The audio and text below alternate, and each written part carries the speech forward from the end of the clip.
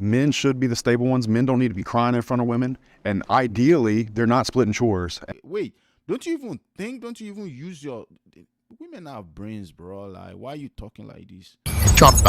Today we'll be reacting to a video from Jubilee. All right, Men guys. are designed to want to sleep with multiple women. Here we go. Yeah, I would say I definitely agree that men, want to sleep with multiple women. I think it's natural because one of the things is because we have so much sperm and that we produce so much sperm, and that makes us want to repopulate the earth basically. And so a lot of times what happens is I think that society is telling men not to do that for whatever reason. You know what I mean? And some guys fall into that. But I definitely believe that, men actually want to be with multiple women because it's just a natural thing in us. This is why you hear all the time, men always cheating and guys feel like they, trying to hide the cheating and everything like that. And if it was natural for them to just want to be with that one woman, then cheating wouldn't even be an issue. You know what I'm saying? So that's how I look at it. Yeah, I think for the way we were cultured, I agree with that. But also just through human history, right, for survival, maybe this is old school thinking, but it's just like for survival, you need to have lots of kids. So if someone's pregnant, how do you keep multiplying? You just more women, right? Not saying it's right or wrong, but it's just kind of the way. I think women even cheat too. It's like 50-50. Yeah, I think women also want to do their thing, what I'm saying, in some situations, you know what I'm saying? So I don't think it's just men. I think it's a natural, I feel like because that desire is there, it's a natural thing for, if we're talking specifically men, that desire to want to do it is natural in us. So then therefore you're going to want to do it. So I don't think it's a natural thing to just be with this one woman, but at the same time, when I'm with this one woman, I only want to stay with her. It's almost like I'm lying to myself if I just want to be with her. You know what I mean? Yeah, that makes perfect sense. But the question is that the end point? Is being with multiple women the end point? I'm of the firm. What the hell are these guys talking about? Wait. Oh my God, like for real though. Yes, I agree with the ideology of you wanting to be with multiple women. Yeah, that's perfectly in the DNA. That's perfectly in our blood. That's perfectly in every man's desire. But don't forget that that's the same exact thing that women also have. There are tons of women that cannot stand the idea of being with one partner. And that's why we have this old debate about who cheats the most. I'm sure there's a whole statistics out there about women cheating more than men and all that. If women have it in their DNA also to be with one partner, why do we have so much going on about DNA tests and people having kids that is not for them? Why can't that woman just stick with one partner? So on both sides, both men and women have the desire to want to sleep with multiple partners. That's just in our human DNA. It's not just in men alone. It's as much as men desire it, that's how much women also desire this thing. But the ability to be able to control that desire is what makes you a man. The ability to be able to control that urge of just... It's interesting though that most men want to talk about how they have the desire to sleep around, forgetting that women also have the same desire. But we want to call women 304s. So what do we call a man that sleeps around? 306 or what? That for me is no. That don't work for me. Yes, you have it in you. You want to sleep around and all that, but that don't mean it is right. That don't make it right. That's highest level and connect with God here on earth. I was taught not to be with multiple women, right? But it's like, especially, here's the thing, especially when you're in a relationship, right? It's like, it's better to grow together with somebody than multiple people, which I totally agree. But I think in the dating terms, it's like, there's nothing wrong with being multiple women, because I think that's just dating. It's experimenting, it's finding other people. But are we naturally made to just always be with one person. It's like, if that were true, then these first thoughts of being with another woman, even though I'm in a committed relationship, would never occur. But it comes up once in a while. But it doesn't mean I'm acting upon it. So And you might be being generous by Exactly. saying once in a while. Probably comes up quite a bit. it depends what kind of relationship you're in, I guess, or how good of a day it is, right? Like, but I would say for me, if it was totally natural, even though I was nurtured into only being with one woman, that these thoughts wouldn't occur then. Right. And the thing with me, I'm non-monogamous. So I have a wife, I have a girlfriend, and I still, from time to time hook up with other girls. You know what I mean? And the thing is, it feels regular to me. It doesn't feel like I'm trying to do it or doing it because I'm forcing myself. It just feels just natural, like it's something I want to do. So, bro, what if your partner, your wife, also wants to be with other men? She wants to have you as the husband, but also have a boyfriend and sleep with other people every now and then. Would you consider that being natural? Or it's only natural in men and not natural in women? Because, like I said, if it is a natural thing for men to just sleep around and women are not meant to sleep around, why do we have so much children? Why do we have so much kids born to the... Why do we have so much men raising kids that are not theirs? Why do we have so much kids? Why do we have so much men raising children that are not for them? If it is just natural for women to be with one man, if it's natural for a woman to just be with one man, why then do we have so much going on about we need DNA and all those shit? Look, I don't think it's just I don't think it's just an aim built for only men to want to cheat. I think it's also in women to also want to cheat, but being able to control those desires, being able to suppress those emotions every now and then is what makes you human. I don't know if I'm making any sense though, but I think that's what it is. You know what I mean? And so to not do it feels unnatural. You might just want this one woman for a relationship. I can understand that. But sexually, though, I think it's all BS. Yeah, I agree. I think a man can absolutely be head over heels in love with a woman and still sleep with other women and it not mean anything to him. Right.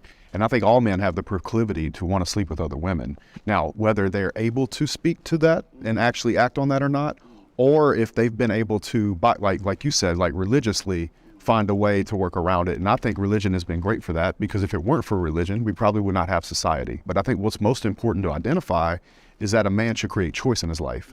And if you have choice, you should be able to do as you wish, particularly like in your case, like in my case, if there's no deceit. Exactly. It's the lying. That, in my opinion, is actually the overall problem when guys, tend to go outside of a relationship. They lie to the woman. That's the problem. So when I was growing up, I was under the belief of just being with one woman, right? Like I was a virgin for a very long time. Then one girl broke my heart. So that caused like a lot of insecurity, resentment towards the other side, right? And then I just became like a man whore for a little bit. The problem is you have guys who are monogamous, but they're monogamous because they're forced to be monogamous. In a way, meaning that they have no choice because they don't have the skill to attract multiple women. And a lot of times they'll use that as virtue signaling. I would never do such a thing. Well, actually, bro, you can't. All right. Can the disagreeer step forward? I remember when I would like go on tour and things like that, my friends would always try to encourage me to like hook up with girls that were on to me. But I wasn't really like into it. And it made me feel like weird, like off, like there was something wrong with me. And now I'm at a point in my life where I feel like I'm only having sex with multiple women, so I'm not weird, so I'm quote unquote normal. I feel like even when I do have sex with these random women, it doesn't give me any gratification. And I know that comes with like random sex in the end, but I know in the back of my mind that like I just like simply don't enjoy this. Like I've been with multiple women and I've been with one woman, and being with one woman is just so peaceful.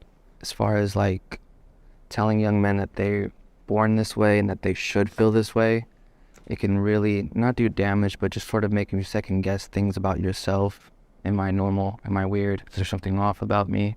Everyone else around me is saying that I have to feel this way or I have to do these things, but yet I don't feel the courage to do those things. I would say that's not true, though. I don't think that we should promote men sleep with multiple women.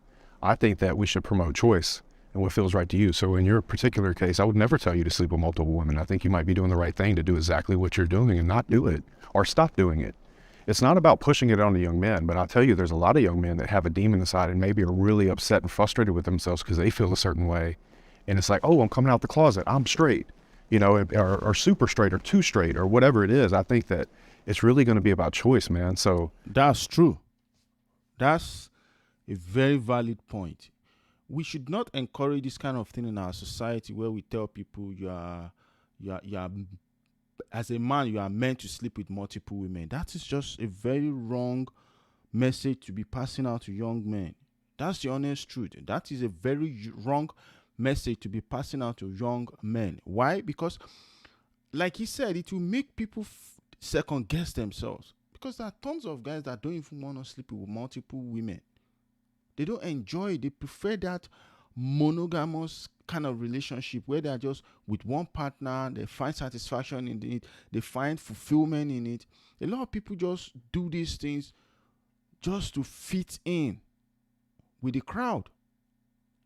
And trying to fit in with the crowd doesn't mean it's the right thing to do. It's actually the opposite. We always preach for people to be themselves, but then want to throw out this kind of information that every man is born to sleep around. I mean, there's something wrong about this message. I don't agree with it. I disagree with it that men are just built to just sleep around and all that. Because I never see it. I don't think that it is, because I feel it is not just men that have it in them to just sleep around. I think it's a human thing. And if we leave it at a human thing, then there should be nothing like marriage and relationship. Let everybody just go wild and sleep with whoever they want to sleep with. That would be my opinion. if me to you, I tell you, if that you don't feel good doing that, man, I wouldn't do it at all. Yeah, I agree. In your situation, well, what was happening, and this is what I think a lot of times what happens is you have guys who will have sex with multiple women because they're trying to fill a void. So it shouldn't be about filling a void. It should be about you actually desiring. So you don't desire to do it, so which is why you shouldn't do it. But there are guys who desire to do it, but then they're suppressing their desire, and then it's doing the same thing as you not wanting to do it. Like they feel weird about not doing it, but they want to, whereas you felt weird doing it, but you didn't want to. I think it's a society thing. Like what you just said, who's making them feel guilty about not doing it? Other men. The reason, I think women and men, the question was, do you feel that men are meant to sleep with multiple women? Or they're just, that's what they do. And I don't think that's true. I think it's a part of your character and who you are. I do believe that if you're going to be honest with your partner is into it, but do I believe that we are biologically meant and it's in our head because we have to procreate and this and that? I don't believe that. I believe the reason we do it a lot is because it's looked upon as a great thing for men to have multiple women. Women are shamed for that. Shamed totally. I have one son and two daughters, and I know the difference of how I felt when they were 15 or in their 20s, now they were 15 versus him having multiple partners or my daughter. That's right. So it's not about we being built that way. It's more about, like he said, choice.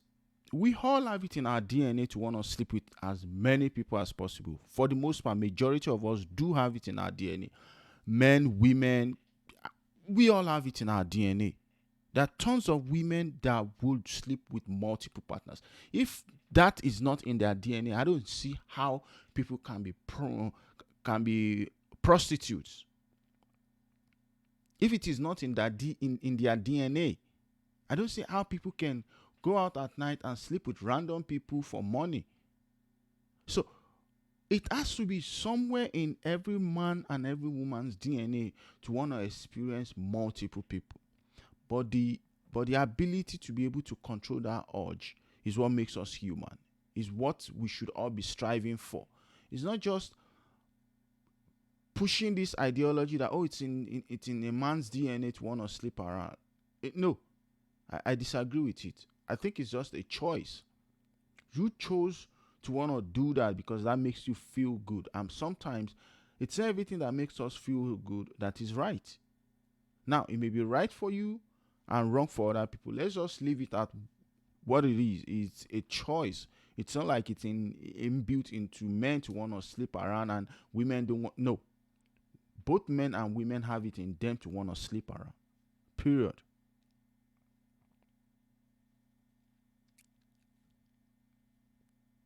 So if I could struck a check for $1 million and never feel that feeling again, I absolutely would. I really, really would. It's something that I really hated myself for, and I felt very apart. I grew up in the South Louisiana. I was a Bible Belt, and I felt very distant from people around me because I had this urge in me and could not understand why I was so different. Like, the biggest self-hate I've ever felt in my life is over this particular subject. I thought I was broken. And I understand you. And me, again, I'm going to come back with, just being around it. And me, I'm bisexual. I've always have been. But like you heard me say, I've been married to a woman for 30 years. And I've been committed for 30 years. It doesn't that I don't have that desire. It's my character to say, this is my person, and that's who I want to be with. So that's what you're making a character versus is the driver. I was going to Right, say. but then that goes back to, are we just built that way? Because if we're just built that way as men, then there's multiple people that I'm going to want to sleep with. But I think what I was under the impression with that question was, are we biologically DNA created for that? Right. I say yes, but I loved and I agree with what we're saying here. It's like, but as men, right, in the culture and awareness and being a human being, having a consciousness, choice, language, we can choose not to. We can go against those desires or urges and stuff. If you feel that desire and you're honest with your partner, I believe that is true. Do I believe that we are biologically meant to, we just biologically want to sleep with more people because we have a penis between our legs and not a vagina? I don't. Well, let me ask you this, though, because you said you're bisexual. So that means you're attracted to men and women, right? So if you're with a woman, well, aren't you also attracted to men? So wouldn't you want a man and a woman? No. So you're just like, I just want one and that's I made a commitment. And it's not even like I'm... But there's no urge to want There's always more? urge. That's what we're talking about. But that doesn't mean that I'm biologically... I think men and women both have urges. Where do you think the urge is coming from, Can though? we move forward from this topic because it's becoming redundant? The urge is coming from within, but we all have it, men and women. Let's just stop bullshitting ourselves that it's just only men and no, we both have it. Women and men do have it. If not, they won't be cheating on women's side. They'll be loyal to one man, have one man sleeping with one man, and they'll be content. But we can see, why do we have the word 304s, bro? And see, the reason why most guys feel it's in their DNA is because it is praised among men to be able to sleep around, while it is frowned upon when it comes to the women to sleep around. So it's just a societal thing. It's not a DNA thing. Whenever something becomes a societal thing and it's been going on for generations, we start to think, oh yeah, that's how it is meant to be. But sometimes some of those things can be wrong. Sometimes some of those things can be wrong.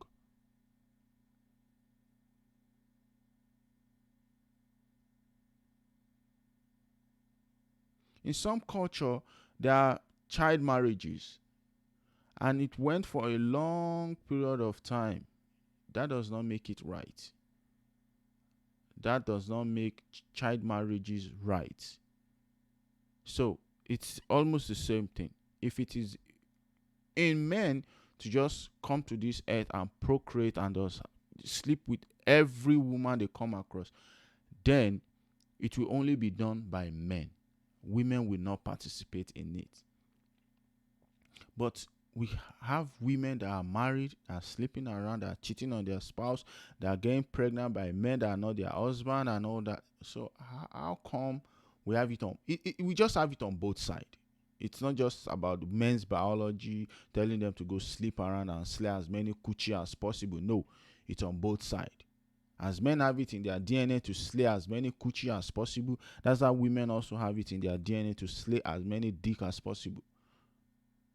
So it's a human thing. But And because it's a human thing, that's why society frown upon it, giving men the nod to do it and giving women the no to do it. So, I mean, that's the problem. Submissive women are more attractive than dominating women. Oh, hell yeah.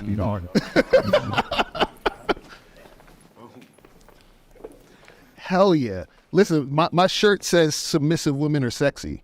Okay, so. Yeah, it's true, man. It's true. Look, I think one of the most beautiful things about love is being able to fully take care of a woman in every way, whether that's emotionally, protecting, providing, everything about that. Like every fairy tale that was ever written for all of time was about a man saving a woman from a castle and a dragon, right? Or some sort of scenario like that. And I think that's absolutely beautiful. And I have nothing against women being empowered, but I do feel like the happiest women in the world are the ones that look up to a man and that he can fight every day to love her and love his kids and his family and provide and be that source of something to actually look up to. Like, I believe a woman can admire a man and it's very, very, very healthy. Am I saying that somebody that doesn't do that is not a man? No, I would never.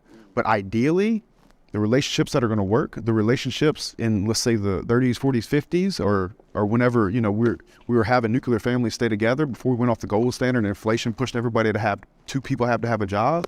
Yeah, dude, I do. I think those relationships were much happier when the man could lead a house and be proud of going out and going to work every day and fighting for his family. With a man Yeah, I do. leading the house. But I disagree with some of the thing you said, that a woman wants a man that can take care of her in all ways. And nah, nah. See, we see the thing is I'm from Africa, right? And I growing up back home, I see a lot of women who, even though their husband is super rich, they still want to do something. So being submissive doesn't mean you are helpless. No, it's understanding that you have a partner that you have trust in to lead you people right. So a woman submitting to you is good, but you have to be the kind of man a woman wants to submit to. It's not just about having peanuts. It's not just about making money. You have to also be able to be a partner. And when something is partnership, the person will submit to you because they trust you to lead.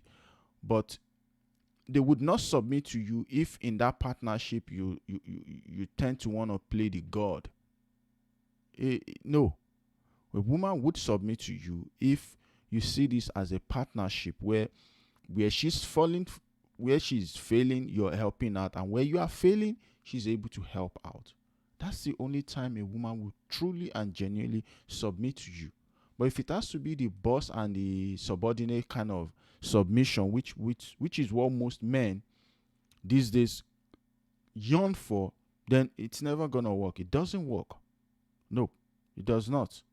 Yeah, I think what we have to do is we have to look at general female happiness, because that's really what I'm into. Like, I don't really care what guys think or what girls think. I think I have a unique perspective in that I've worked with a lot of high-performing women that operate in this dominant role, and I work with them for the purpose of helping them be able to reintegrate with that more submissive, connected, intuitive part of themselves that really is connected to their bodies, that if they were connected to their bodies wouldn't be as dominant, at least in the presence of men. And with every woman that I've worked with, there is this deep, deep, deep desire, regardless of what she says externally, to submit to the leadership of a man that she knows can properly hold down the emotional space and really put her interest at the forefront. Right, because when a woman is dominant over that man, she can't respect him. It's just impossible. She can feel safe. Right, exactly. And the thing is with submission is, like, if you even look at the word submission, sub, under, a mission. If I have a mission and this woman is under my mission, meaning I'm leading her, right? Then that is a actual good relationship that's going to flourish. There's nothing like sub under a mission, bro. Nope. I disagree with that. There's nothing under a sub under a mission. Submission came from the word submit. Submit is to hand over something. So if a woman hand over her free will, hand over her respect, hand over her loyalty to you, it's not so that you can tramp on it. No. There's nothing about your mission alone. See, The problem with a lot of us is we think about what we want. That's where the society has come to. All we ever think about is what we want, what we want, what we want. As a man, my mission. All about the woman's mission. Are we saying these women don't have missions? Are we saying they don't have dreams? Are we saying their goals, their ideas don't count? No. So if it's all about you wanting her submission, are you submitting to her also? It's a relationship. It's a partnership, which means both sides have to submit to one another. And if you guys cannot do that, that relationship is never going to work. If it's a one-sided submission, then the relationship is never, ever going to work. We all submit to each other one way or another. So the idea of a woman just submitting to a man and the man is the leader, and it sounds like the way to go. But we all see it in the general spectrum. When you have a leader that doesn't know how to follow, then they can never learn how to listen. And when a leader cannot listen, then there will be chaos. So as a man, you must be able to lead by knowing how to follow.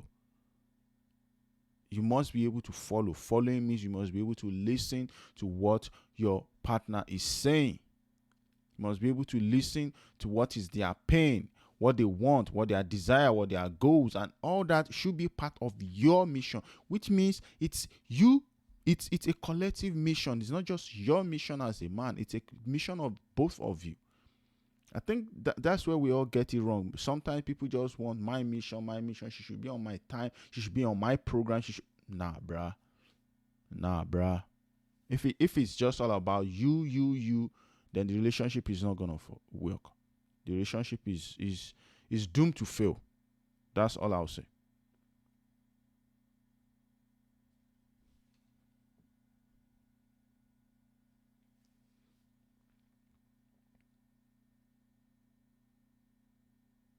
Truly, deep down, every woman would love nothing more than to be more feminine in a role, in a family, and take on that either that motherly role or that nurturing role, or the role that feels supportive to the overall mission of a man. It's just got to be a man worth getting behind, and weak men are the reason why this is a problem. Case in point, look at the workplace. You don't see women applying for jobs to be power line guys or hang steel at steel companies. They're not picketing outside of the United States Army being like, why won't you draft me? They don't want that smoke, bro. Like and that's okay. Right. And I can't say enough. It's like, as a man, like, you get to take pride in taking care of a woman, protecting women. What about your daughters, man? You want to protect them, provide, care for them. That's okay. Let them be feminine. A strong man doesn't need you to be a man. He say, fine, you can be a woman. You're safe, sweetheart. You come with me. Right. That's it. There were just a few things that I disagree on. I think that in 2023 especially, I think women just want to be able to look to the side and see their partner as an equal. And I think a lot of women now I don't think they're trying to be men. I think what they're realizing is that the qualities that they were looking for in men, they've always had it within themselves. A lot of women are trying to be masculine these days. That's a fact, and that comes from what society has pushed as being normal. We've come to a place in our society where when you have it, you're the god, you're the shit, and women also have it in them to want to be the shit. That's just a thing. And that's why women gravitate towards men of power, because they want to be in that space of status. So now that they can actually work and make their own money and create their own status without a man, they're gravitating to that. But then the reality is that gravitation to wanting to have their own money, do their own thing, is pushing them to the same energy. It's giving them that same energy that men have when they have money. So yes, a lot of them are kind of like acting or trying to act like a man, but that doesn't mean they want to be men. That doesn't mean they don't want to be with a man. That doesn't mean they don't need a man. No, we both need each other. Both sex need each other. Both genders need each other. Both men and women in general, we need one another, and that's the fact. And that is why most men are lonely and unhappy. That's why we have the entire incel community. You cannot tell me every single motherfucker in the incel community is broke. No. Majority of these men, they have it, but yet they still don't have a partner. Even when we don't even go as far as the incel community, there are tons of men that have this money, but they're just looking for that one solid partner. And that goes on the other side also. There are tons of women with all this money, yet they are lonely. So what does that say to us? We all need partners. We all need somebody. We all need to feel loved. We crave this whole happiness thing, but what we really, really, really want is fulfillment. And you cannot get fulfillment from the job, from the amount of money you make, from how hard you work, from how much money you make. No, you get fulfillment from the amount of people that you influence positively. Fulfillment comes from the people you influence positively. So who best to influence positively if not your own partner? Every single day you wake up and you make your partner happy, that gives you some level of fulfillment. We all can attest to that. And that's why so many people spend so much money in trying to make their partner just feel special. Because in turn, it makes them feel fulfilled. Just seeing your partner happy, seeing them excited, putting a smile on your partner's face, for the most part, gives a whole lot of us that fulfillment. And it goes both ways. A lot of women will bend their back just to put a smile on their partner's face. Because at the end of the day, it makes them feel good on the inside. There's no amount of money that can buy those kind of feelings. So we both need each other. Men need women as much as women needs men. But yes, I agree that a whole lot of women are becoming very masculine these days because they have to work so hard. They have to fight for everything they got in the workforce. But that does not still mean they are men. No. But it is knowing how to navigate those two spaces that has become a problem. Knowing how to navigate it, like, okay, this is work space, this is my relationship space. That is where we need to be focusing on. That is where a lot of women miss the mark. They struggle with knowing how to navigate both fields successfully together, because the society has compared both together. The society is trying to make both feel like the same. Relationship and your job, we've gotten to a place in society where it's either your job or your relationship. No, we need both. Women need both as much as men need both. It's a new terrain for women, kind of knowing that they have to navigate both relationship and their job at the same time. But for most men, it's a natural thing. You know you have to fend for your family, but at the same time, but a lot of men also miss the mark. A lot of men also fail in that department. So we cannot put it on the women alone. But a lot of women are becoming more masculine, more aggressive, more, I don't know. If women are submissive, it's mostly for, I want to say, like, the validation for the man. I think they know in the back of their heads, like, they know now that they can do things on their own. I don't think they necessarily need a man, but I think what they're looking for is that intimacy to have a partner. But I don't think that they require one. Oh, no, they do. Because, a lot of these girls, they usually go home and cry at night from being lonely, from not having a man. They have all these things, and then they're upset they don't have a man.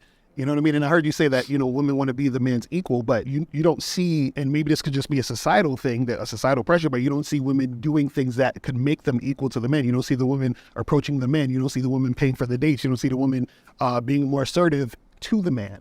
You see what I'm saying? So where's that at? Because they got options. They got so much more options than Well, men. I'll tell you what you do see. You see a high level of women on antidepressants more than ever, right? And I think that's a bunch of women trying to cope with trying to be like a man when really, let me ask you a question.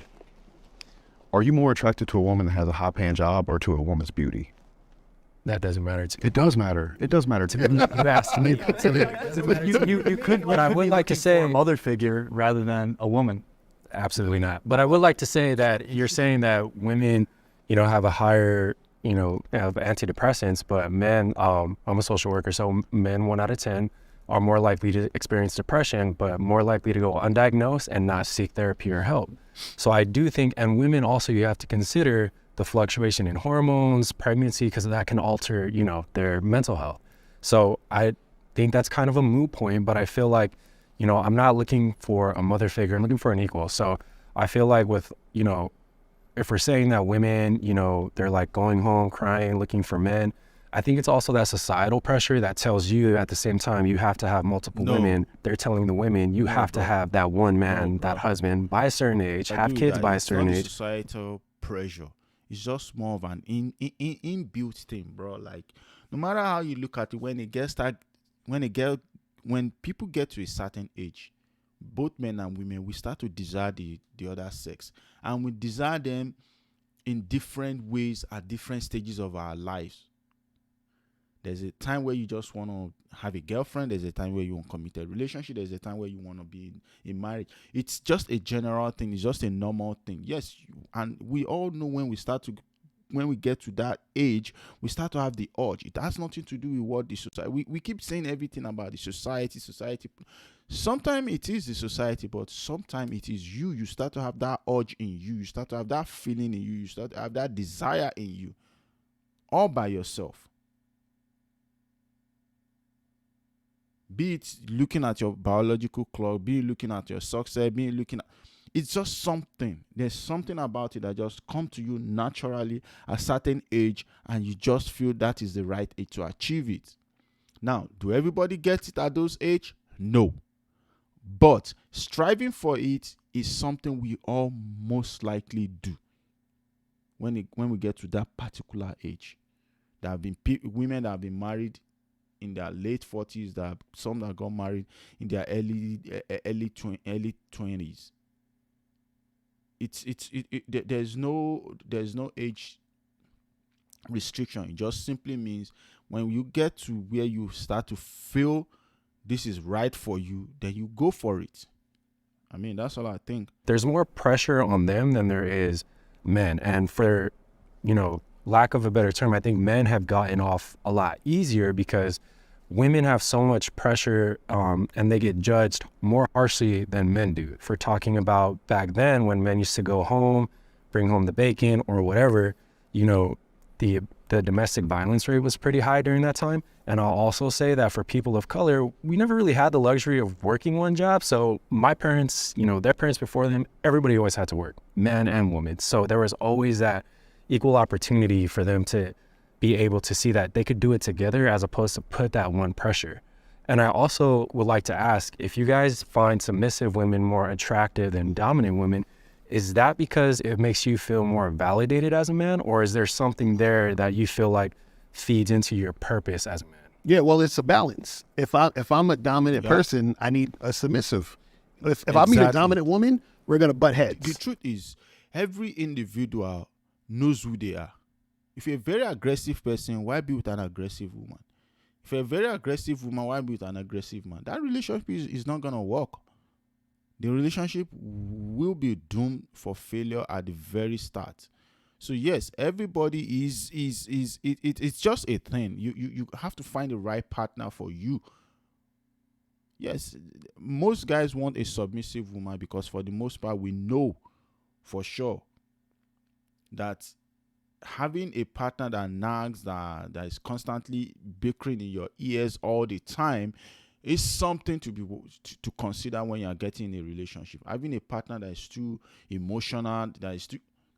If anything is way too much, then it becomes a problem. So that's why most guys want to go for a submissive woman. And also, women also don't want a man that they can push around.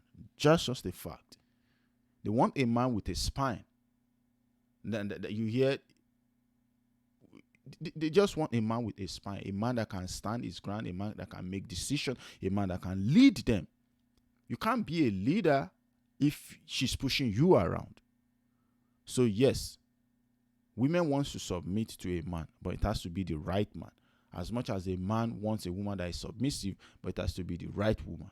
I think that's why. What if that changes? Like, what if she grows? Because I would love everybody to be able to grow throughout life. What if she starts becoming more dominant? Is that like a... Are you saying if she starts becoming more dominant in a relationship? More dominant or equal to your dominance? Oh yeah, she's gone. She's finished. And see, We're done. And see, that's my thing. Like, look, I got children. I don't need somebody else to take care of. And I love your thing about, you know, the Prince Charming and everything. But you know what I need?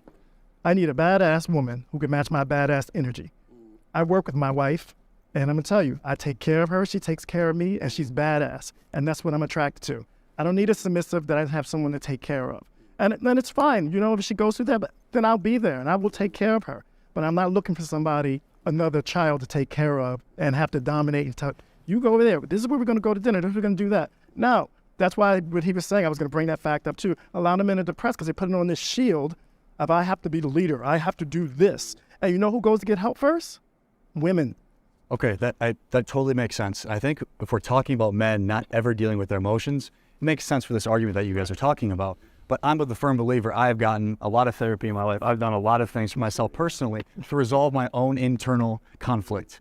Okay, so it's a job of alpha men. The real integrated alpha man has the capacity to understand what he's feeling, why he's feeling the way that he is, articulate in a way that is productive to the dynamic. So a real man is someone that understands himself deeper at an emotional level, has taken the time to do that so he can show up as a rock, not so he can show up more emotionally. Problem is that if you're super emotional, when we talk about the whole thing of being submissive or dominant, your woman is going to dominate you because you're so emotional. Emotionally unstable. Let's say that. It's let's stop using emotion. Let's start using emotionally unstable. Right. Since you're so emotionally unstable, she's going to dominate you, and then she's going to lose respect for you, and that's going to teeter the waters of the relationship. A lot has been said. Let's just look at it from here.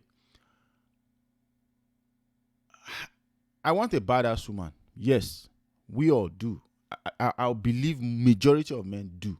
But that badass woman also has to still be a submissive partner. Submission in this sense is not the idea of somebody you just push around. I don't see it in that sense. I don't think a good man don't want a woman he can push around. If you're a man and you know who you are, if you are confident in your masculinity, if you're confident in who you are as a man, you wouldn't want a puppet to be your partner, somebody that doesn't have an opinion, somebody that cannot advise you, somebody that cannot look into your eyes and tell you the truth, somebody that cannot, that will not have an opinion when they are next to you. That's not the kind of submission I would want. That's not submission. That's in my language you say mumu-ish. I'm a mumu woman now. Why would you want a mumu woman? No. You want a badass, but a badass that knows you are the head of the household. A badass that can look at you and tell you the truth without being insulting. A badass that can look at you and tell you the truth without being pushy. A woman that can learn to follow your lead because she trusts your lead. That's what you want. And if a woman, no matter how badass she is, if she trusts your lead, she's going to submit to you as a man. So it's not the kind of woman that doesn't have a say, that doesn't have a voice. No. That's no. That would not work.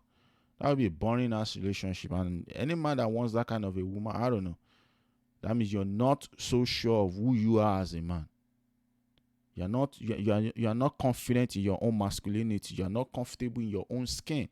That's why you want somebody that cannot challenge you. You need a woman that can challenge you, but not disrespect you. You need a woman that can challenge you, but not disrespect you, just to disrespect you. As much as you as a man, you need a woman that you can lead, but not push around, if it makes a lot of sense. So, I mean, you guys know dominatrix exists for Everything. And by the way, I used to personal train at Dominatrix. You guys are their clients. Not me, cowboy. I'm being serious. Like, it's a very hidden thing. I used to date them. High positions of power, very alpha. But like, here's the thing. I think you guys put a little bit too much pressure on yourselves. It might be a societal thing.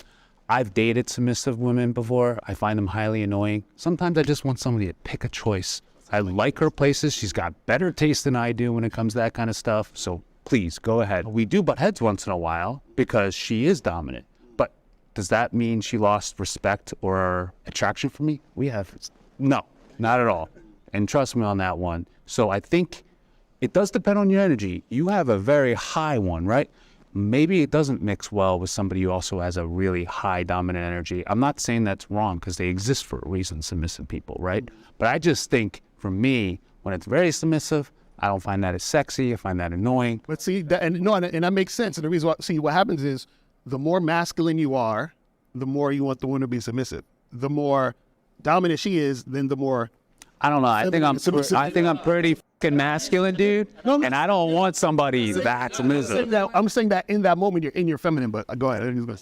If you and your wife have like a conversation about a disagreement, and then you guys like a healthy conversation, and then she ends up being right in the situation, would you consider her dominating me? No, I consider her right. So what's your definition of like dominant? Like you always have to be right? And No, it's not about right and wrong. It's about who's running the show. so by her being right, is that not her running? No, that's just her being right in that conversation. Yeah, a good leader would allow someone else to be right. A good leader doesn't have to be right. He wants the team to win. In fact, I'd call a man insecure if he wouldn't allow a woman to be right on the subject she was clearly. I like that. Perfect. So see, that's the thing. If you want a woman that is submissive and not have a voice, then when she's right, you would not accept that she's right.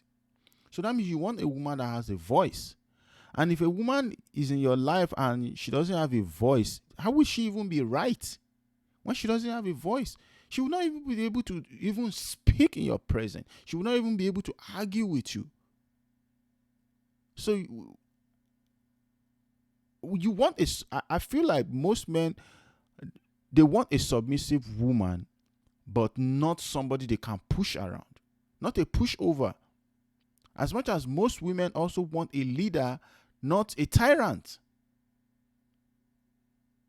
So I think that's where we need to, where we are missing the mark. We all want somebody that just accept us and support us on both sides. And somebody that will accept and support you must be able to point out your flaws. As much as you be able to point out their flaws. And when you have a submissive woman that cannot point out your flaws because they don't have a voice, then that relationship is doomed to fail. Be it because you find them annoying, be it because you find them not helpful, it's just not going to work. That's just the truth. I do like that. And, it goes back to the question of, like, what do you find more attractive? Because that's what we're talking about. Yeah, it's a preference. What's a preference? It's a preference. One of the things you said is, like, when you and your partner or girlfriend get into something and it's, like, a little heated, like, I get off on that. Me, I totally don't get off on that. Like I don't need any back talk. I don't need any lip. I don't need any attitude. It's my way or the highway. Like I don't want none of it. Bruh, you suck, bruh. Your way or the highway. That's a tyrant, bro. You a tyrant, nigga. Bro, the truth is you and that's why some of these dude, I don't know his name, Mr. Lincoln or whatever. That's why some of his ideas just rub me off the wrong way, bro. Like you just want a woman that is docile, someone that has no voice, someone that can just yes ma, yes sir, yes sir, yes sir, yes sir. You want a yes sir lady. That you're a tyrant, bro. Like that's how I see. You want a woman that cannot look into your eyes and tell you exactly what you're doing wrong. And then you don't want a partner, bro. You don't want a partner. That's the truth. You don't want a partner, bro. That's Like, I don't weird. want none of I it. didn't even have a conversation in the first place about the disagreement. You're not having that No. So you just want to be challenged. You want to be challenged. That's okay. Like, no back talk. I'm right. That's a different thing. If we're talking about a topic and she's right about the topic, that's just how No, us talking about the like an topic. opinion of yours or things that you want No, I'm to do talking that she about- disagrees with. If you're making an opinion, you're saying you want no back. No. I'm not talking about opinions. I'm talking about decisions. So we can have a conversation about a topic, but when it comes to a decision, the final decision is mine. Let me change my word. If we were to have a healthy discussion about a decision which she She disagrees, says, I disagree. Right. She said, so if we say, hey, she wants to do A, B, and C. And I say, no, I want to do D, E, and F. Right? Doing that. We're doing D, E, and F at the end of the Okay. day. So that's how I'm making the decision, bro. Now I will listen to what she says, and if I think A, B, and C sounds better, then I say, okay, yeah, let's do A, B, and C because but you that don't sounds want back better. talk in the first place. No. You That's even no. entertain the conversation. No, that's what I'm saying. If we're having a conversation, that's cool. I'm saying the final decision though is mine. Bro. So you let her talk, you let her give you the best of ideas, but you take the credit for it. Even though it's an idea, bro. So if you guys are talking A, B, C, and you think is D, E, F, and A, B, C is better, and the decision is you guys goes with A, B, C, so you take credit for that. That's our decision. That's our that was our idea. So she should take credit for that. That's why it's a partnership. It's not just about you, bro. Fucking stupid. So you can speak your mind, but at the end of the day, I'm making the final So decision. it's like, I'm going to let you talk. Yeah, but, let you like, talk. Yes. In the end, I don't really care. I'm going to do what I want. I said I care. The thing is this, bro. There's a reason why they say a man provides the house, the woman makes it a home. So if a man provides the house and the woman makes it a home, that means she has to have some decision making in that partnership, bro. She must be able to make some decisions. Yes, you want to be the Lord and Master, but if you are not giving her the freedom, the space, and the chances to make some decisions, that relationship is going to fail. It's either she gets tired of your BS and get the fuck out, or you get tired of her not just being able to make certain decisions on her own. She has to wait for you all the time. You will get tired of it at some point, bro. Where every single decision she has to call you for. Sometimes you feel like, wait, don't you even think? Don't you even use your... Women have brains, bro. Like, why are you talking like this? Shit. I do want to touch upon the... Let's say one more thing with like let's clarify submissive. Let's not get that mistaken between incompetent. Exactly. Like, submissive does not mean incompetent. And I think you might have been talking about women that could be Incompetent, that's what the incompetent, problem is. where A they lot don't of have the people- capacity to take care of themselves at all or make any type of decision. So I think there's definitely a difference in how she shows up in the relationship compared to being able to make decisions in her everyday life. Sure, but he doesn't want them to make decisions. No, I didn't say I didn't want them to make decisions. I'll say Yeah, exactly. That's what you say. You say your decision is the final, bro. You want an incompetent woman. No, your decision's the final, no matter what. Some of the strongest women in the world right now are sitting in submissive roles because they're strong enough to think for themselves and do what they feel good in their heart. Because there are women that do want to be submissive naturally. And some of those women are the strongest women in the world right now, especially when the world's telling them to go be something that they don't want to be. I do agree that, honestly, it is a choice. It's a preference. You know, we shouldn't speak upon, like, everybody. Obviously, like, it's always a gray area. It's a range. It's not one side or the other. And if you guys want to be in a relationship where the woman is submissive and the woman also wants to be in a relationship where the male is dominant, that's completely fine. But the thing I want to talk about more is the fact that, like, you guys keep saying that, like, this is what women want, or that, like, all women want this. Who are we to decide what women want? Because, first of all, we're not women. And second, just because of our personal experiences in our lifetime about the people we've interacted with, I feel like that's something we need to take a step back from and clarify that, like, no, this is just my personal opinion. In the end, we don't know what women want. Women knows what they want, not men. Bro, like, nah. See, why do we keep playing this gender ideology shit, bro? Like, men knows what women want as much as women knows what men want. How can you be in a relationship with somebody that you don't have an idea of what they want? How do you know what to give them? If you don't have an idea of what women want, how do you relate with them? We know what women want. Now, do we want to do exactly what women want? That's a different conversation. As much as women knows what men want. But do women want to do exactly what men want? That's a different conversation. But this whole idea of, oh, we are not women, we cannot talk about what women want. Oh, we are not men. Nah, bro, that's BS, man. That's societal ideology to keep everybody just running in circle. Men do know what women want. Men knows women don't want to be abused. Men know what women want to be loved. Men, we know what women want. Are we willing to do those things? Now that's where you will go to the individual person, but not just in the generalization. We know what majority of women desire, and in the generalization, majority of women knows what men desire. So we need to stop playing this secular game of, oh, let's not talk about. Nah, bro, we all do. We know what people around us want. It's like saying you don't know what your mom wants. It's like saying you don't know what your sister wants. You do know what they want. Now, are you willing to do it for them? Are you willing to give? That's a different conversation. I have yet to see a relationship because I would say a relationship dynamic that is optimal has deep connection where you could say there's a deep friendship there, but also there's sexual polarity. And I've seen dynamics where there is a great friendship there and there is connection and they do live very cohesively. But when the woman is more dominant, the majority of the time, I have yet to see a dynamic where consistently over time, there is strong sexual polarity on her end in a dynamic. And that's fine. Like if that's what you've seen in your lifetime, that's completely fine. Like, but then that's biology says that. I don't think it's just my personal opinion. I don't think, but like, probably you just surround yourself with. Yeah, that's just saying. It's like just because you've grown up in a certain area where like people are like that, because like I could say the same thing, but on the other side, where I've seen plenty of people and plenty of relationships where like that wasn't the case, but then they're like sexually fine, you know, that they're perfectly fine, their polarity is completely fine, and they're happy. And I could say the same thing. I could keep going at you saying that, like, oh, because of what I've seen or what I've experienced, dominant men, it won't work. But then that's dumb because bro, if you keep there are talking like cases that, you where guys can't have a do work, conversation, but there's bro. also cases That's where it the doesn't. thing. No, it's all When they're happy, they're probably not going out saying, I'm so happy, I'm dominant, and I'm a woman. They're not going around saying that. You know, they're just happy. They stick to themselves most of the time when they're that happy. All right. Women should not be in position of power. What? Game over. Just like his hand says. I'm the only one. I think a woman can be in a position of power only by herself, but not in relation to being in a relationship with a man. Because when she's in a relationship with a man, the man has to be the leader. The man has to be the one that's guiding the situation, directing the situation. If it's in any other situation by herself with work, you know, with her friends or whatever, she can do whatever she wants to do. Wow, bro, I don't agree with that, bro. A woman can be in position of power. There are tons of, bro, like, see, there are tons of great women out there that are in position of power and they still hold down a household.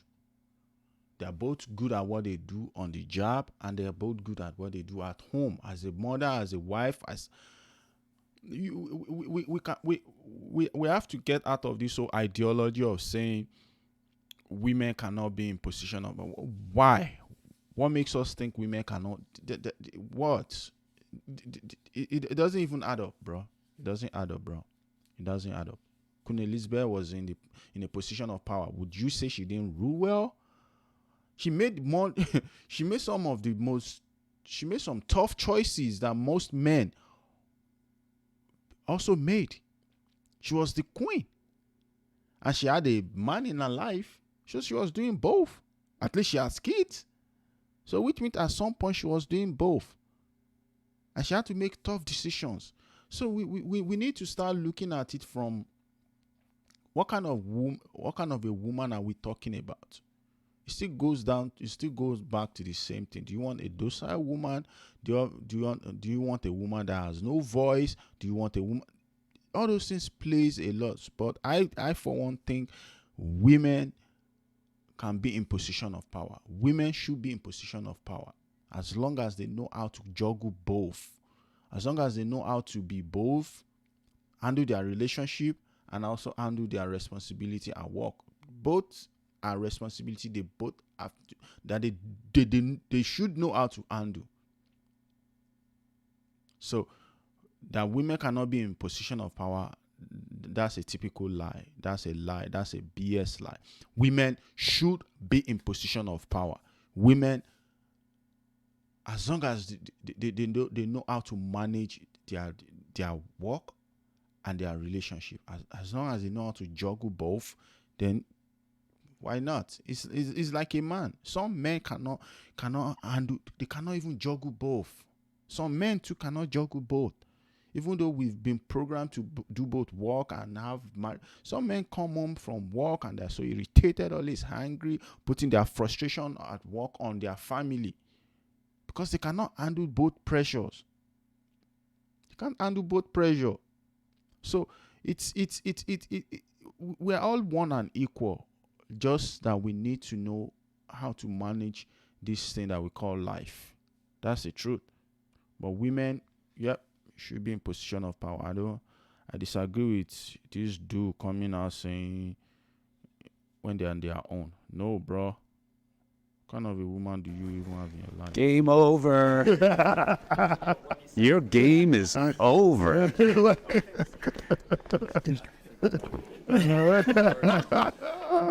I first want to ask, because there was a lot of like has to, have to's, but like not really a reason behind it. Like, can I ask, like, what's your reason behind like why a man has to be in power?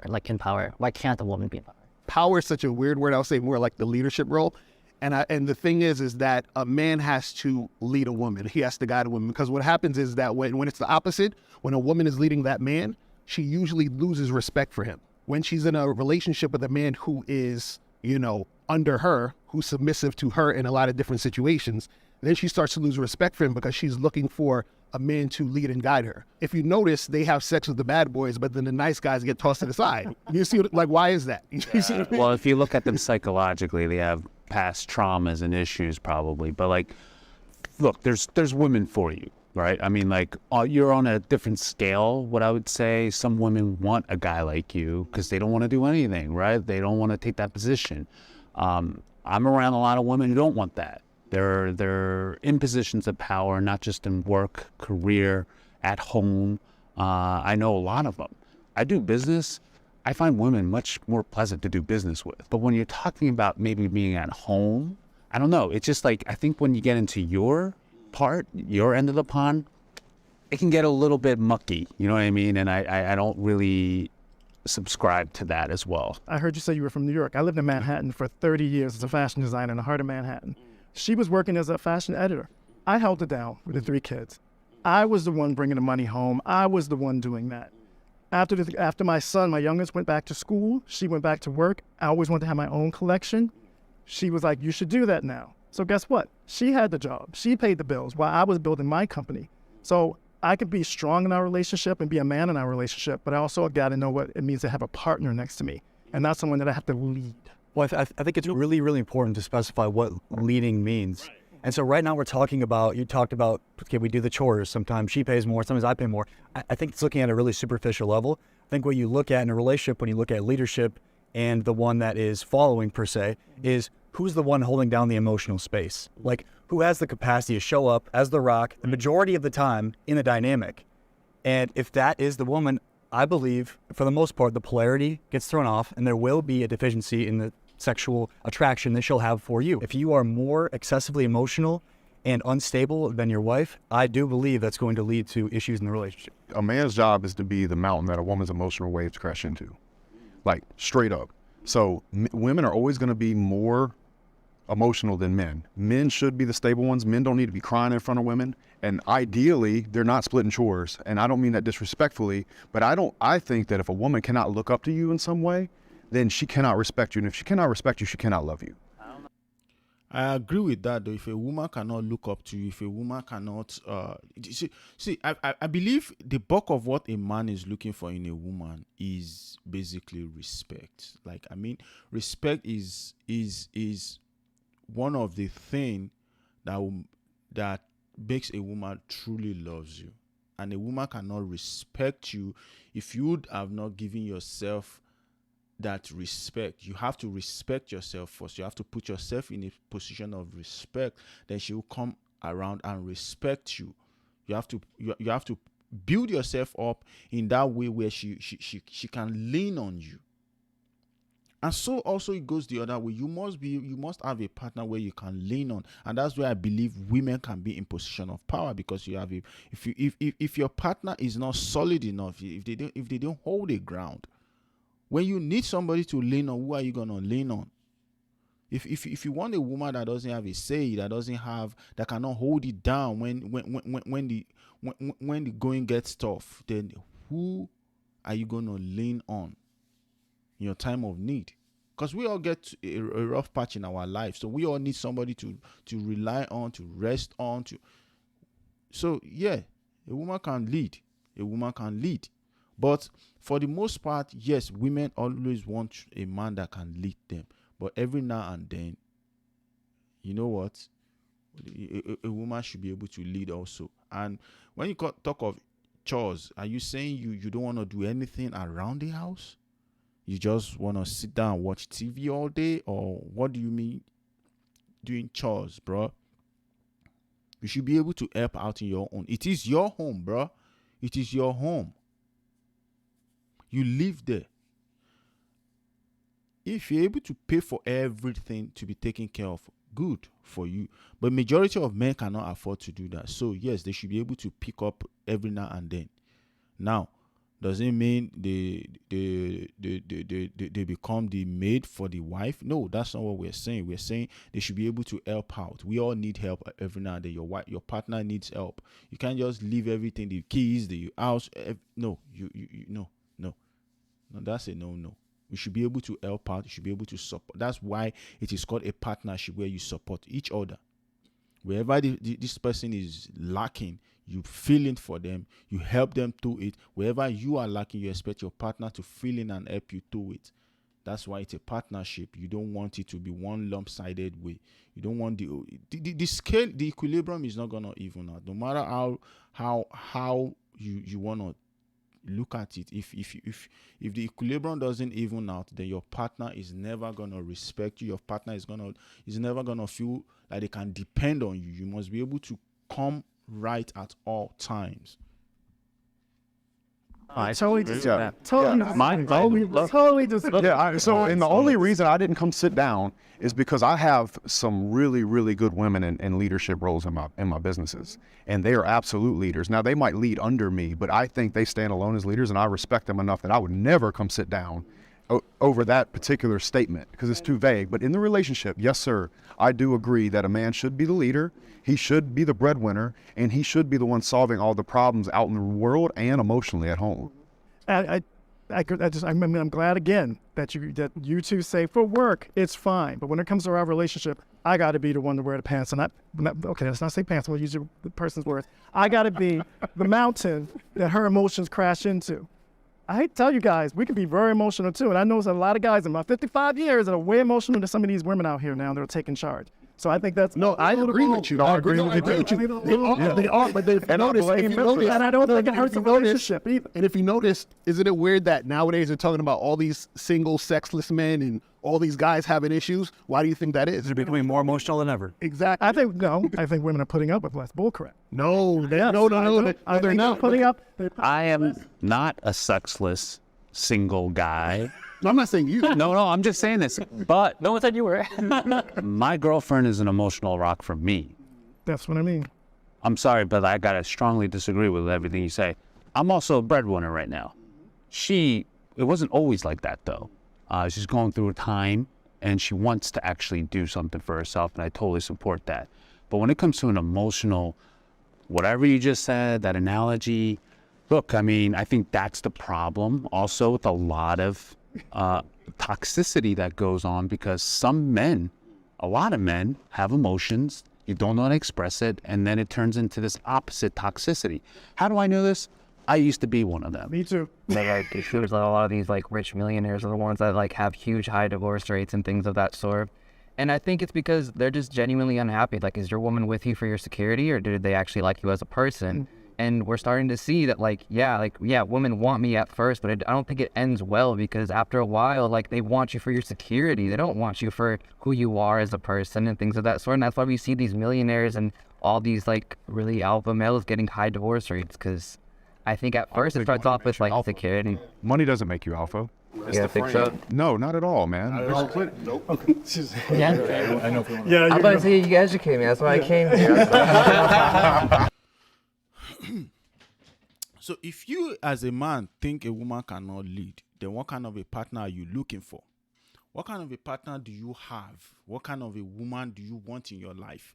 Because I think a woman should be able to lead, because every now and then, men as men, we lose it also. And we need a solid rock next to us to tell us, yes, you can do it, keep going, baby. That in itself is a form of leadership. Because at that time when you're a wreck, you need somebody to hold you down. You need somebody to keep pushing you. You need somebody to tell you, look, you can do it. I'm rooting for you. That in itself is a form of leadership. Because at that time, so the problem with a lot of people is we tend to tell ourselves as a man, we are solid, we are strong, we don't show emotion. But the truth is we have emotion. Now, emotional men, no, we shouldn't be emotional, but we should be able to show emotion. Because if you as a man, you keep talking about you cannot show emotion, you're solid, you're strong. Anger is an emotion, bro. To love is an emotion, bro. Sadness is an emotion, bro. So you showing emotion. Now, are you emotional where you're constantly crying? No woman wants to be in any relationship with a man like that. No. But they all want to be in partnership with someone that can be that can show emotion, but that is not emotional. So that means you know when to check your emotion.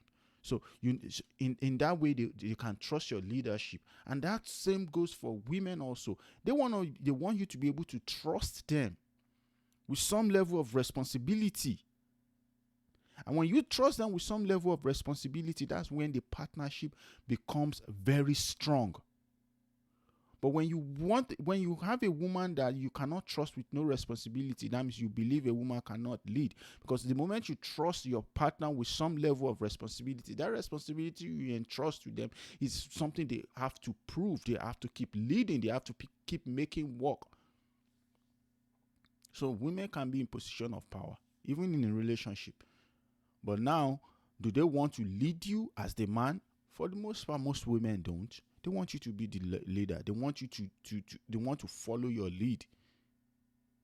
But every now and then, they want to be able to make decisions also and expect you to respect it. So, yes, women can be in position of power. I believe 100%. A man can just be friends with an attractive woman. Whoop. Nope. A man Pat, cannot be Pat. friend. A man cannot just be friend with an attractive woman. No technicalities, bro. So I think it's all about, again, as we've been saying before, it's all about choices. I think if you find a woman attractive, it depends on, are you going to choose to pursue her or not? But for some of us, like if we're speaking from personal experience, I've met many attractive women, and that's not the only thing that, I'm looking for. It's also about personality. So she can be a 10, but if it's like the personality is just, someone who doesn't challenge me on a spiritual level, emotional level, someone who also is like emotionally unavailable, like, then it doesn't really matter. I have friends who I would consider very attractive, but then at the same time, when I think about it, I wouldn't be able to stand being alone in a room with them for more than 10 minutes. You know what I mean? I can acknowledge if certain female friends of mine are attractive, but doesn't mean I'm sexually attracted to them. And it comes to a point where I see them as sisters or just such close friends that even the thought of them naked grosses me out, because I just don't see them that way. I see them as very close, almost family in some cases and things of that sort. And sometimes you grow up with certain women and you see them as a sister, or you see them as a close friend, and you just grow up and you don't see her like that. Fundamentally, what's natural and what is possible, I think, are two different things. Is it natural to not be attracted to a very attractive woman to you? I don't think so. But with a lot of intention with it, and your priorities are elsewhere, and you're very intentional with how you're showing up in that space, I think you can do it. And I think that was the question, if it can be done, not if it's natural or not. In love, relationship, or just smashing? Because to be friends with somebody that you are not attracted to, you can still smash them. Because to be in a relationship with them, yes, that may be a no-no. But to smash an attractive girl, you don't have to really love them. Because the fact that you are friends means you have some level of attraction to one another. And I don't think that requires you to love them to be able to smash them. And that's where it gets muddy for me. That's why I believe men cannot be friends with attractive women. And no, can't just be friends. I think there's that sexual desire to always want to smash. Especially when you people are so comfortable around each other. Bruh, I don't know. Let me hear what every other person have to say though.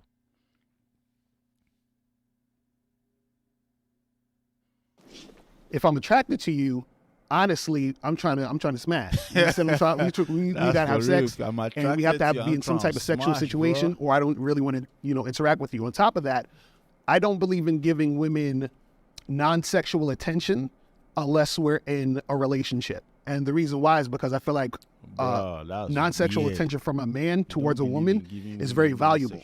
So I'm not just giving you that just to be friends. So I'm saying, like, I'm not just going to do that for you. And so what it is that if I'm going to do that for you, you have to be under my program, which means that we're in some sort of sexual relationship between me and you. You see what I'm saying? So that's how I look at that. I think that men and women can be friends. It's just not because the man wants to. Most often, it's the man that's trying to sleep with a woman. Right. And he's trying to hang around long enough for her to slip up and make that happen. I mean, let's keep it 100. Exactly. Right? So, can they? Yes. And that would have been the technicality. Like, when I saw you moving, I'm like, But overall, most of the time, you're not going to see a man be friends with a very overweight woman. You're not going to see a man be friends with a very unattractive woman unless there's some kind of financial reward there. So, by and largely, I don't buy guy friends, particularly with any girl I'm seeing. It's like, yeah, right. I think when I think about it, like, and I had a technicality on the other side because I'm like, yeah, part of me really believes that can happen. But then I go back to my experience in life and my friends, and it's really hard. I was running over there in my head, like, should I sit down? But I was running all these scenarios from life experience of my friends who have said that, girls and guys, because it's not just guys, and it's never worked out that way. It just never is. And I think if you find the person can be, yes, a person can be an attractive person and you not find that person attractive and you be friends. You have friendship and attraction.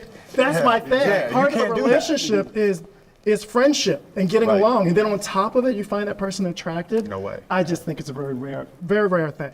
Yes, a person can be attracted to me and you not find them attractive, and I can be friends with that person. But if I'm finding that, or if you're finding that person attractive and you build a friendship and you connect, then you probably want to be with them. That's like, I don't think Adam and Micah say it doesn't exist, but to me, just again, in my experience in life and just knowing my friends and people, I don't know one that has worked out that. And that's the fact.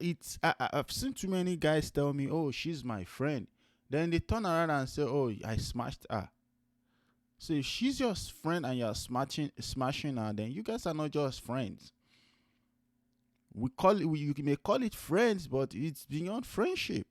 They're not dating each other, they're just smashing each other, but they are friends. That's what majority of guys do. And to be honest, most guys hang around, be friends with these girls just so that the opportunity can present itself and they can get what they want. Guys just want that pum pum, bro. Like, that's it. They're not hanging around just to hang around, bro. Like, they're friends with these girls because they just waiting patiently to get in those pants, to drop those panties. That's why majority of these guys are friends with these girls. They'll do anything for these girls. But they're just waiting for that opportunity, for that one slight chance, for that one slip, so they can get what they want. So I don't believe men and women can be friends. I've never believed in it, and way too many people have proven that to me. I have too many friends that have told me, oh yeah, I slept with my friend. I know way too many people, so I don't agree with it. That is one thing I don't think would work. Especially when the woman is attractive, bro. You may not want to date them, but you just want to smash them. I mean, there's nothing wrong with, like, your own experiences. Obviously, if that's what you've seen or that's what you personally experienced, that, like, you yourself couldn't be in a friendship with a woman, like, again, that's your personal experience, though. Whereas the question is, like, can a man, any man, be in like a regular friendship with a woman. Like a real friendship, like they're actually really friends. Yeah. And he not want to sleep with her and find her attractive? No. I think it's BS. Because like at that point, like we're also talking about like, now we're talking about like what is an attractive woman, right? Are we talking about just looks? Because in this case, like there are people who like honestly don't like have sexual like desires for a woman who isn't like emotionally linked. I think it's, is she attractive to you? Yeah. I think that's like the basis of it. When you look at specific situations, so for some of these females that work for you, for example, if they're very attractive, do you feel, I would imagine you have the capacity to compartmentalize that? Gift from God. Yeah, man. The second I sign their check, it's gone. It's gone, right? So it's just, I think it's the same thing with friends as significant others as well. It's like I have the ability to compartmentalize it where it's like, all right, this attraction is just dissipates. So is that the barrier that can make a man friends with an attractive woman? If there's that barrier of him being in a relationship, or are you working for them? Well, first of all, we're not friends. You work for me. Right. You know, I care about you fully. You're part of the family, but you work for me. We're not personal friends. And me and you will not be in an atmosphere we're alone. Right. So when you go back to it, is it a thing where if you're both single, do we all think that you could be friends with an attractive woman? If we're both single. Hell no. Nope. I don't know. Well, no. I don't know. A man should not cry in front of his kids. That's a tricky one. Yeah, I think so. I think a man should not cry in front of his kids. No, I don't think a man should cry in front of his kids. But yes, it would happen. I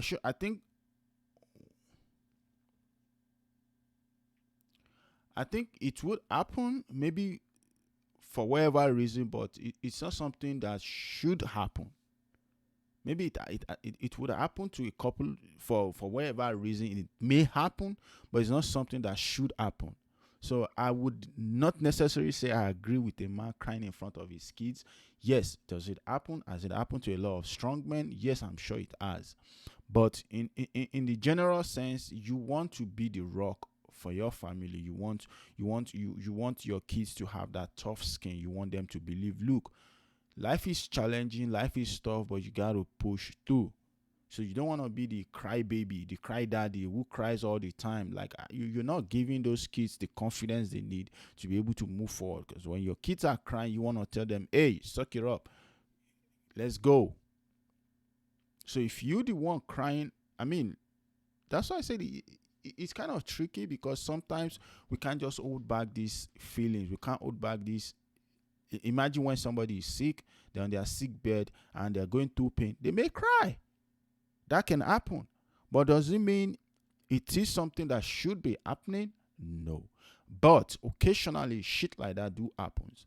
But I would not support the motion that men should cry in front of their kids or even in front of their wives all the time. No. Maybe if it happens, if it's a sleep, if it's something that just happened once, yeah, maybe. But to become, I don't know. It's kind of tricky, but I think it's more of, you have to be that solid rock. And to be that solid rock, you must have that tough skin. And in order to have that tough skin, it means you must prove to them that, look, pain is part of life. You must be able to absorb pain. That's all I can say. I don't support men crying in front of their kids. Now, if it happens, yes, but you should be able to control it. You should be able to control it. You shouldn't make an habit out of it, crying in front of your wife, crying in front of your kids, and that's not building confidence in the people that you are leading. That's not building confidence in them. And you need to be able to build confidence in them. And you will not do that by crying. It's not because it's a sign of weakness. It's a sign of, it creates fears in them. If it creates panic in them. And if you want them to trust your leadership, you must be able to show them pain is part of life. Absorbing pain and moving on. Falling and getting up is part of life. It's not the amount of time that you fall, it's the amount of time that you get up. And if you fall and you are down, you're crying, then the people that are supposed to be following you wonder what the fuck is going on. So being able to absorb that pain and keep going is a part of why you are the leader. So I don't subscribe to men crying in front of their kids.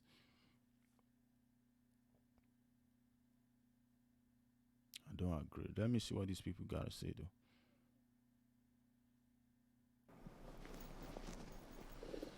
though. It ain't popular. It's not gonna be popular to say this. But ideally, you're not gonna cry in front of your kids. They cry to you. Is it fair? No. Is life fair? No. Is the dynamic between a man, a woman, a child fair? No. But personally for me, I want to take that responsibility of being the one that's stronger than all of them. And I'm okay with that. I'm okay with that responsibility. I want that responsibility in my life. I want to feel like I was a hero to them in every way. And I don't think a man that cries in front of his family is not the hero. But ideally, I'm not going to be doing that. Right. It's weird. I've Exactly, never yeah, actually kids seen my dad fears, cry bro. till this day. Like, not even once. The kids is looking to their father for that strength. And so if they're seeing their dad cry, right, I feel like that creates fear in the situation the kid has with their father. If you're crying in front of your kids, it's the same thing as crying in front of your girl. It's a bad representation of what you're supposed to be in that situation for them. Now, I'll tell you when I do cry. Bro, when you see like one of those kids with Down syndrome get put in a high school basketball game, he starts nailing threes and the gym goes crazy, bro, I'll be crying my ass off. I'm so happy for the kid.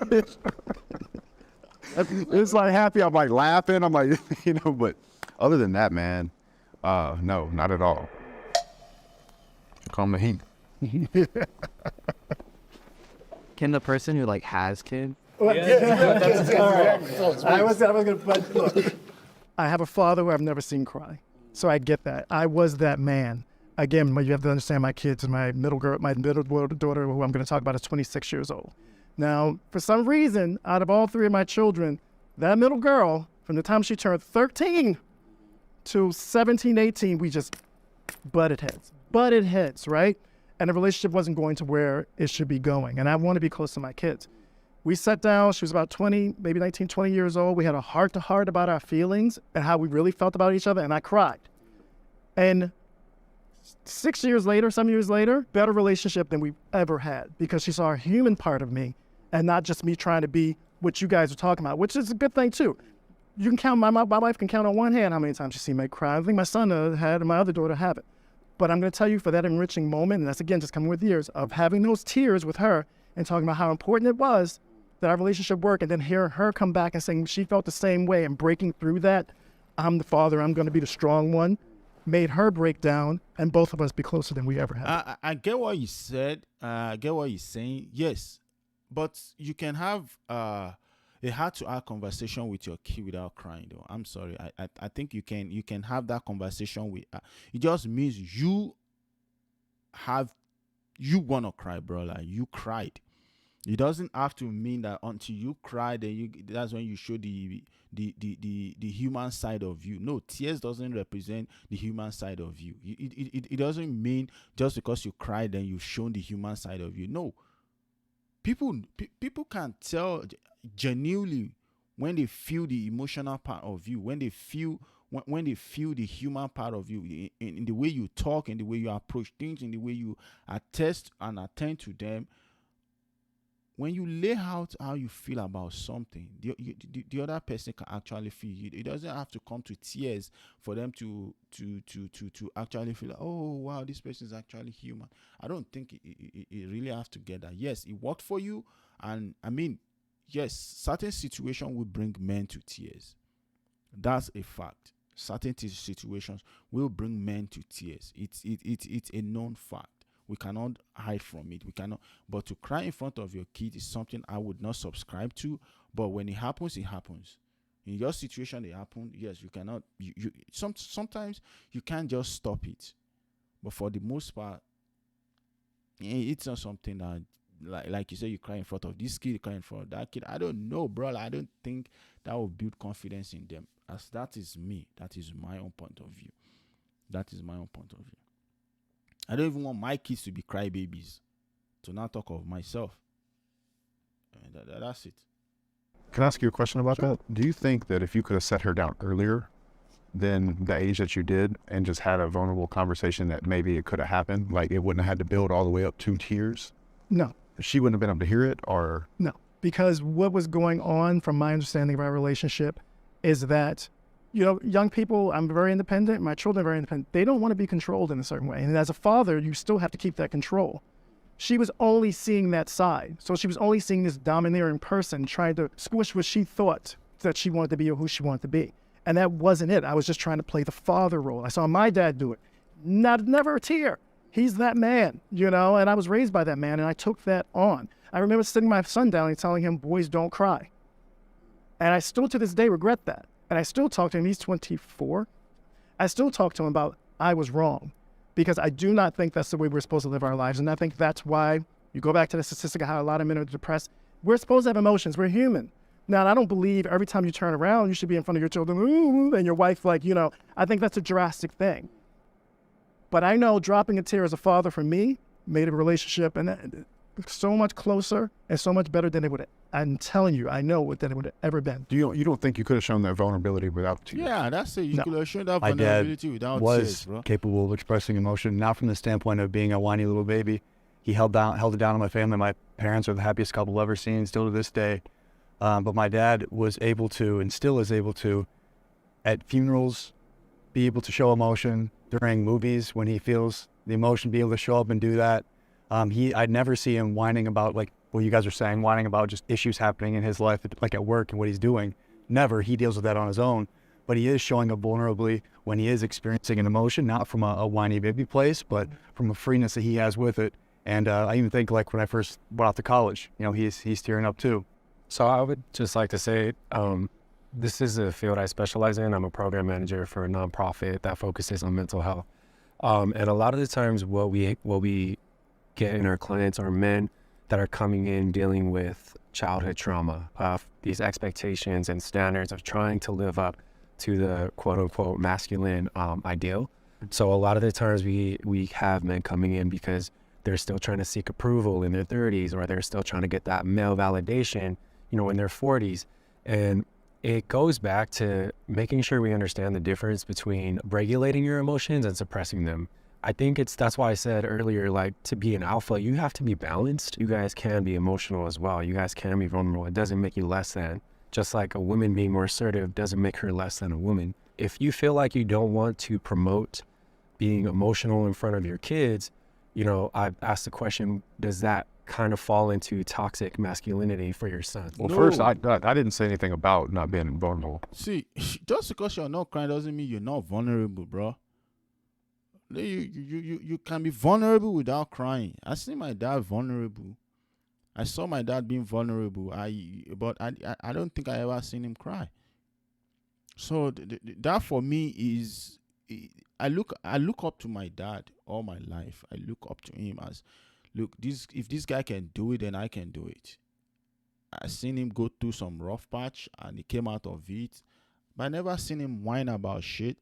I seen him vulnerable. I seen him, we talk. I seen him have his weak moments.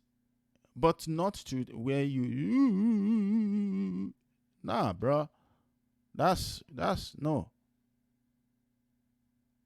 Being a crybaby for me is an excuse to get away out of being solid. And I think we are constantly talking about male expectations. Yes, humans should have expectations, bro.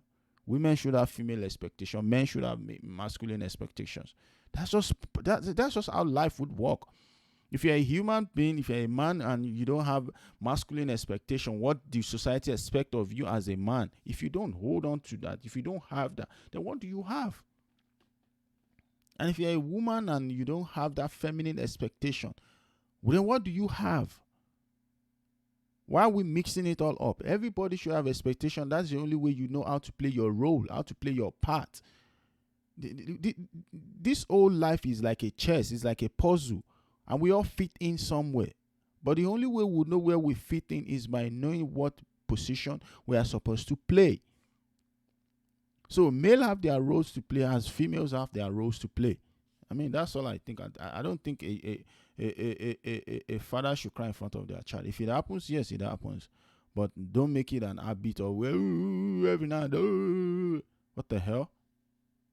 Please. Vulnerable is the word that I brought up.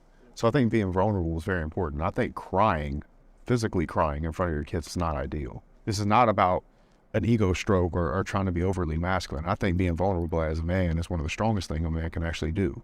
It's just that I don't think that crying, particularly sobbing, is going to be very healthy as the leader and the person that they're supposed to come to for that safety net. Exactly. But isn't real vulnerability then you're just not being honest, be like, yo, babe, sorry, I had this thing. I left and I cried. But now I'm here to be strong with you. That's real vulnerability. I can't think of a scenario where I'd leave to cry. Yeah. See, I just, But needing feels performative.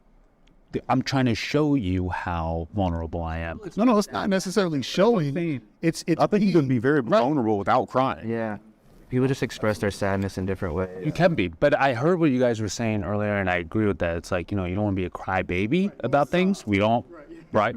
But it's like to be at, for instance, if I'm at a funeral and this person meant something to tell me, no, can't do that. Or I see something on television or a movie that moves me, like, you can't do that. It's like kind of like a very weird thing. And I think you guys touched upon that. There's just like a weird stigma behind like crying, because it seems like we keep associating crying with weakness. And the issue is that, like, again, there is a big difference between crying and sobbing. Yeah. So hysterically sobbing, like, I think that should only do if you, like, say you lost a loved one, like, really close to you, like say like your significant other, say like horrible accident, like stuff like that, you know. Like, there are obviously scenarios for that. For like regular crying, again, kind of like we all touched upon, that we're not saying that you have to cry every other day, but like there are like cases where it's okay, it should be okay. As kids, we look up to our dads to be able to how do we react to certain scenarios. Do you feel that, like, okay, like for instance, like my dad didn't cry. I don't think I've ever seen my dad cry. I've seen very bad like sad scenarios, straight face, you know. And I feel like I developed that as like a kid. Like as I got older, like I have to keep this inside because that's exactly just how I saw my dad do it. How would you basically like explain to your kids how they feel like they should let out their sadness? Should they keep, especially if you feel like you're not really expressing sad emotions in front of them? I think probably the best thing I can do is like explain to you what my goal as a father is to explain them the truth of the world. Truly, hey, this is the truth of the world. This is how the world is. Here's some competencies and things you can do to set yourself up, because my ultimate goal for my children is to have choice. So I can have a son, he could be gay, he could cry. He could be straight, he could cry. Like I could have daughters that were dominant masculine. I don't care as long as they have choice. I personally, my preference and what I aspire to be and what I want to be and what I get to be is that strong man for my family. We all kind of believe that, like, we have to be a hero for our kids, right? Especially when they're super young. And honestly, I agree. I think it's totally, like, you need to be a role model for your kids, you know, and you need to be a safe space, which I completely agree with. But things happen as they grow up, you know what I mean? Especially when they go towards their teen years, when they start being more in touch with their emotions, when they're actually like feeling a lot of different things and feeling the pressure of society and everything that's collapsing around them. Sometimes they don't just need like a hero, they need a father to like commune with, to like actually talk with. Yes. Anyway, this Jubilee video is a really good video. I enjoyed it. I hope you guys enjoyed also. But what I would like to say is this whole aspect of alpha male and beta male, we are not just ones and zeros.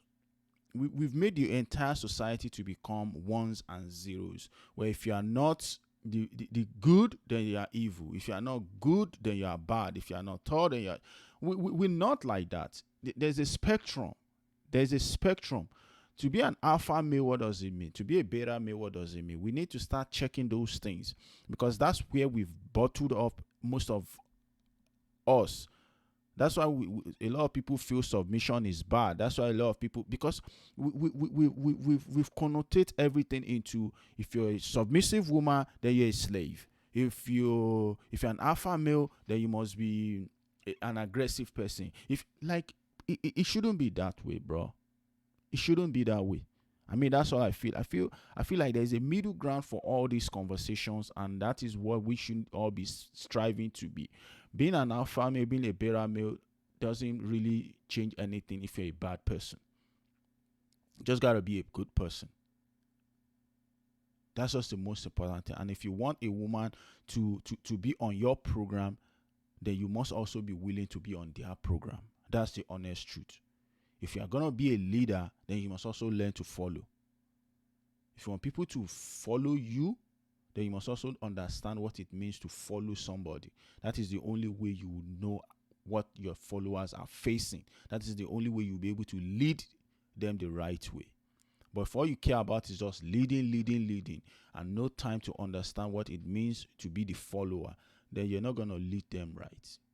So if all you care about is to be this alpha male, this male bravado,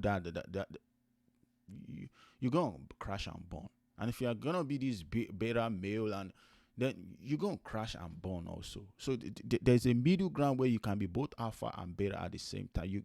You must have that energy to be able to lead and follow at the same time. That's the only way you will have a successful life, a successful marriage, a successful relationship. And that goes for every part of our life. I mean, that's all I have to say. Anyway, guys, tell me what you think about this topic. I think I enjoyed this Jubilee video. Tell me if you want us to do more of this video. Go into the comment section. Tell me what you think. Guys, like and share this video. The least you can do is subscribe to this channel so we can keep pushing out more amazing content like this. And on that note, we say thank you once again for joining us on StB&x. Until we see you again, peace.